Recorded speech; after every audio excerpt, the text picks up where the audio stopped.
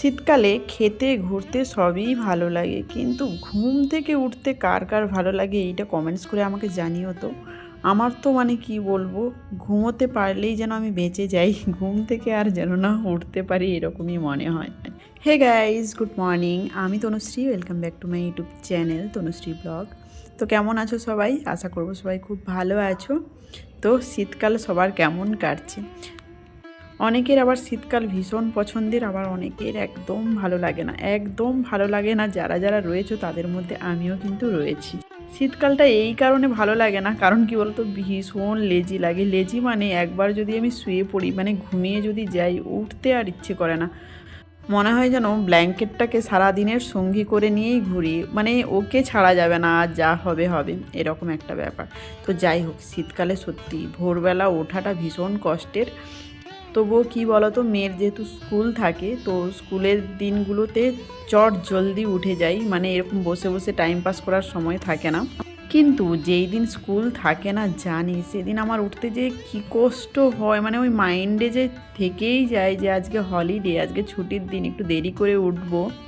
তো এরকমই করতে থাকি, মানে উঠবো, কতক্ষণ ধরে উঠবো, মানে ব্ল্যাঙ্কেট সরাবো কি সরাবো না, ভীষণ কষ্ট লাগে। আর সকালবেলাটা সত্যিই যখন ব্ল্যাঙ্কেট ছেড়ে উঠি তখন তো ভীষণ ঠান্ডা লাগে, সবথেকে বড় কথা ঠান্ডা লাগে। একটা আরামের মধ্যে কি সুন্দর ব্ল্যাঙ্কেট গায়ে দিয়ে শুয়ে থাকি, তারপরে হঠাৎ করে যদি এরকম ব্ল্যাঙ্কেট ছেড়ে বাইরের জগতে চলে আসি তো কেমন লাগবে বলো? তো সেই অবস্থা আমারও।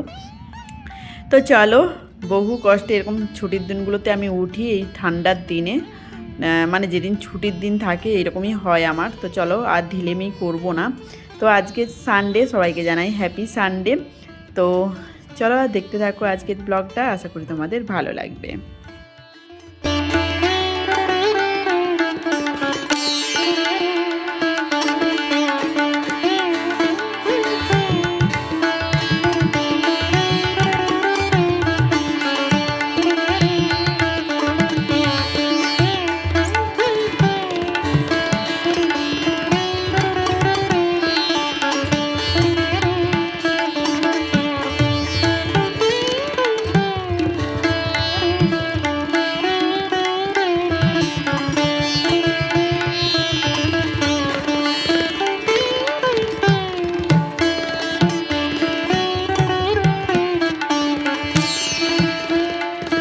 চলো, মনে জোর রেখে উঠেই যখন পড়েছি, এইবার কাজকর্মগুলো শুরু করে দিই।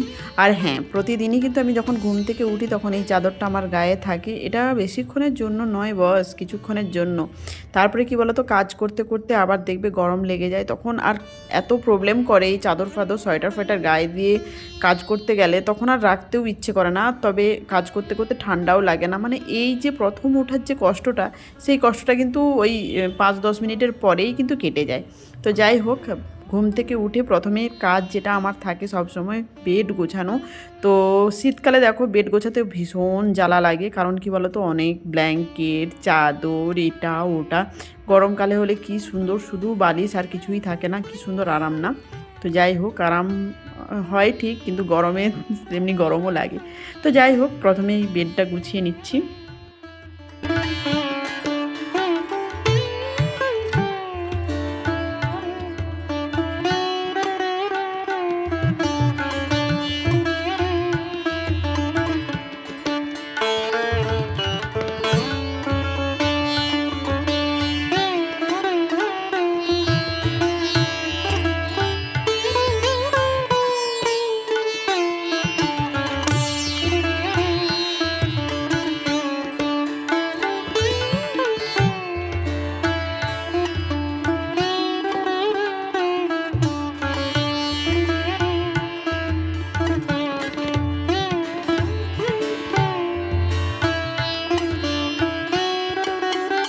চলো, বেড গোছানো কমপ্লিট, ড্রেসও চেঞ্জ করে চলে এসেছি। মানে সকালে উঠেই ড্রেসটা আগে চেঞ্জ করতে হয়, কারণ ওটাকে কি বলে, বাসি জামা কাপড়, ওটা আগে ছেড়ে নিতে হয়, নাহলে আর কোনো কাজ করতে পারবো না।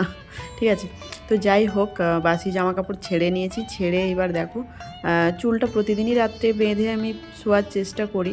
তো কোনো দিন ফেস দেখো পুরো ফুলে গেছে। যাই হোক, কোনো দিন কি হয়, দুপাশে চুলটা বাঁধি, আবার কোনো কোনো দিন এক পাশে বাঁধি, যেদিন যেমন মুড থাকে। তো আগের দিন কি বলো তো, রাত্রিবেলা চুলে তেলও দিয়েছিলাম, তেল দিয়ে বিনুনি করেছিলাম, তার জন্য দেখো কার্লি হয়ে গেছে। শ্যাম্পু দিয়ে বিনুনি করলে অতটা কার্লি হয় না, কিন্তু দেখো আজকে যেহেতু তেল দেওয়া ছিল, এই যে দেখো বেশ কার্লি হয়ে গেছে। কার্লি হেয়ারের জন্য এই হ্যাকটা কিন্তু ভীষণ ভালো। তবে বিনুনিটা যদি আরও টাইট করে করতাম তাহলে কিন্তু আরও বেশি কার্লি হতো। তো যাই হোক, চুলটা আঁচড়ে খোঁপা করে নেবো এই মুহূর্তে। সকালবেলা উঠেই আমার এটা কাজ থাকে। আর মেয়েকে যেহেতু স্কুলে দিতে যাই, মানে ওই দিনগুলোতেই তো মানে চুল খুলে এরকম খোঁপা করেই যাই সব সময়। তো সেম হ্যাবিট, তো আজকেও সেম করছি।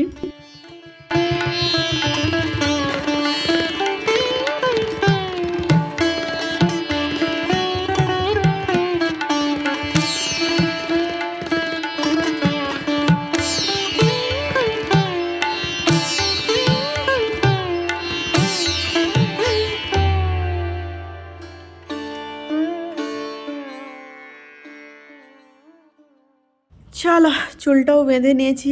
এইবার যে আমার এই সানডের রুটিন শুরু হলো, মানে প্রতিদিনই এই রুটিনগুলো থাকে, কিন্তু সানডেতে মনে হয় যেন আমাকে এক্সট্রা কাজ করতে হয়।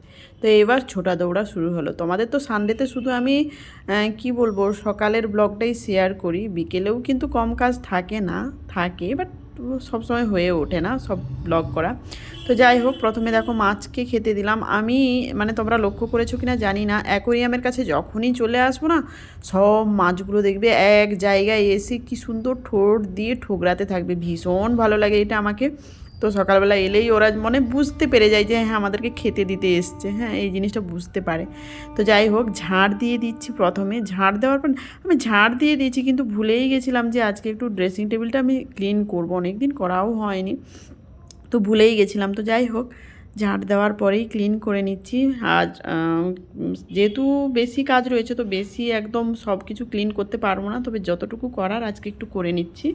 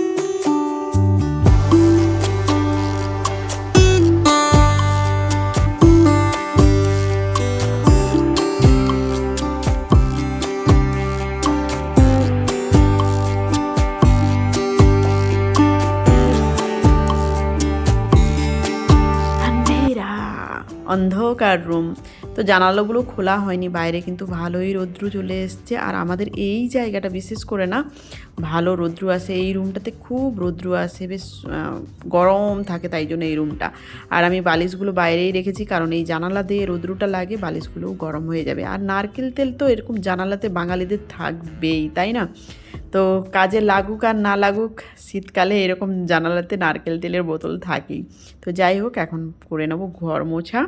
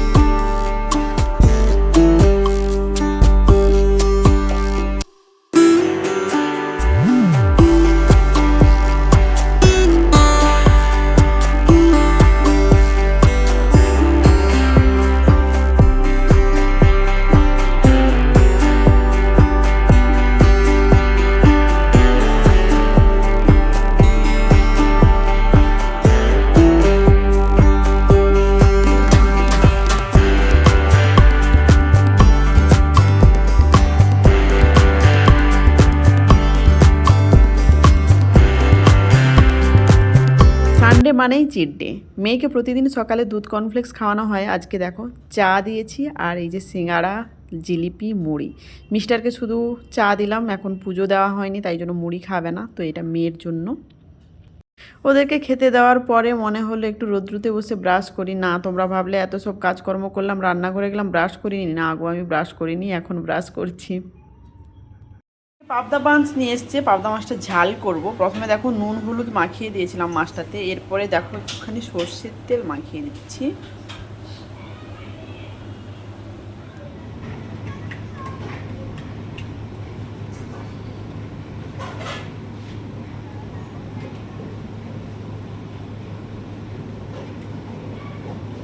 সানডে মানে একদম তাড়াহুড়ো। দেখো টাইম হয়ে গেছে, অলরেডি আমার ভাত হয়ে গেছে, সবজিও হয়ে গেছে। আর কি বলো তো, মেয়েকে আনতে যাবো এখন। হ্যাঁ, তো দিতে যাইনি, নিয়ে আসতে যেতে হবে। মানে এমন ছোট থেকে অভ্যেস হয়ে গেছে, মাকে চাই চাই চাই, মানে নিতে যেতে হবে আমাকে। তারপরে গোলবাজারেও একটু দরকার রয়েছে, তো সেটাও সেরে নেবো। তো এরপরে দেখো দিয়ে দিচ্ছি চালের গুঁড়ো,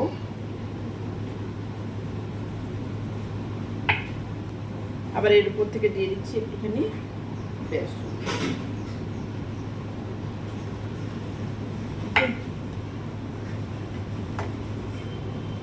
কিচ্ছু করবো না, এমনি সেট হয়ে যাবে।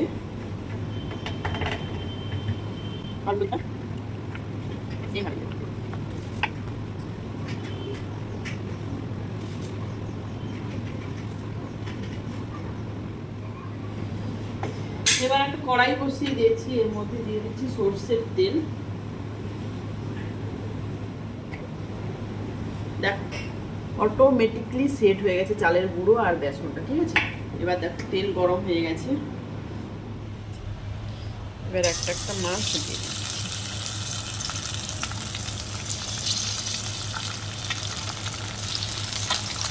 তিনটে করেই ভাজছি, বেশি দিতে গেলে কি বলতো ভেঙে টেঙে যাবে। কিছুটা সর্ষে, দুটো শুকনো লঙ্কা আর একটুখানি কাজু ভিজিয়ে রেখেছিলাম। আর মিক্সিতে দিয়ে দিচ্ছি দেখো আদা আর রসুন আর এইটা একসাথে পেস্ট করে নেব। দেখো মাছটা এইভাবে ভাজা হয়ে গেছে।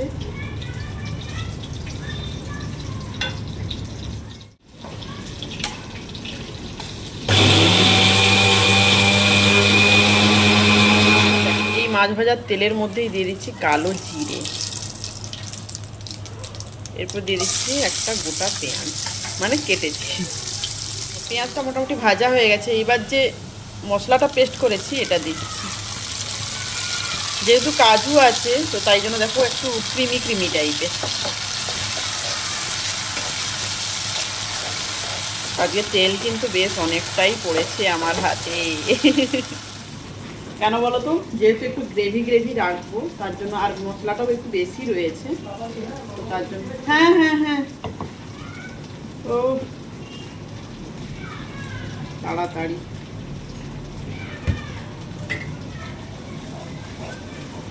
সানডেটা সিরিয়াসলি যা যায় না আমার। দাঁড়াও, ক্যামেরাও ঠিক করা হচ্ছে না। এখন আমাদের কি বলবো, ব্রেকফাস্ট হয়নি, 11:45 বাজতে যায়।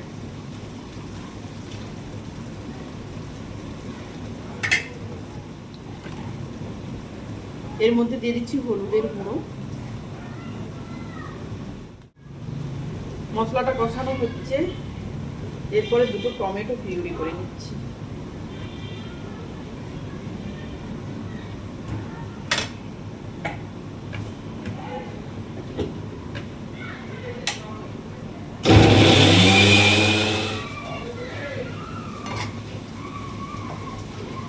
টমেটো পিউরিটাও দিয়ে দিচ্ছি।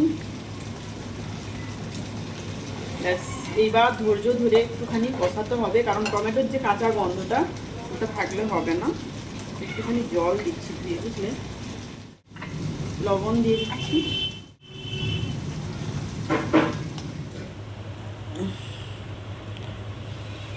দেখো মশলা থেকে তেল বেরিয়ে গেছে। আজকে একটু কি বলবো, স্পেশাল করেই করলাম, কারণ যেহেতু সানডে তার জন্যই। দেখো তেল কিন্তু অনেকটাই বেরিয়ে গেছে, ঠিক আছে। তো তেল বেরিয়ে গেছে মানে আমার মশলা কষানো একদম কমপ্লিট। এবার দিয়ে দেব জল। আর পাবদা মাছ রান্না করতে একদম বেশি সময় লাগে না, কারণ এতটাই নরম মাছ, ভাজলেই ওর মোটামুটি এই যে মশলা বাটা থেকে যে জলটা বেরিয়েছে এটা দিয়ে দিচ্ছি।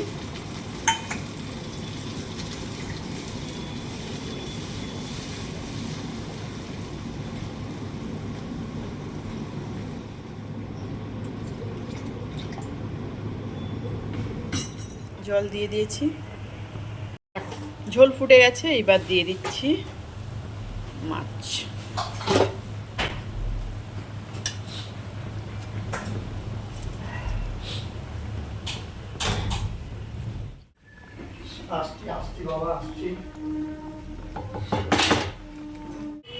লাস্টে দিয়ে দিচ্ছি দুটো কাঁচা লঙ্কা।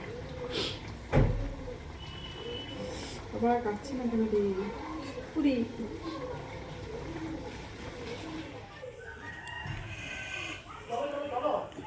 ও এই যে আমার মাছের ঝাল কমপ্লিট। আরও ঠান্ডা হলে কালারটা কিন্তু চেঞ্জ হয়ে যাবে।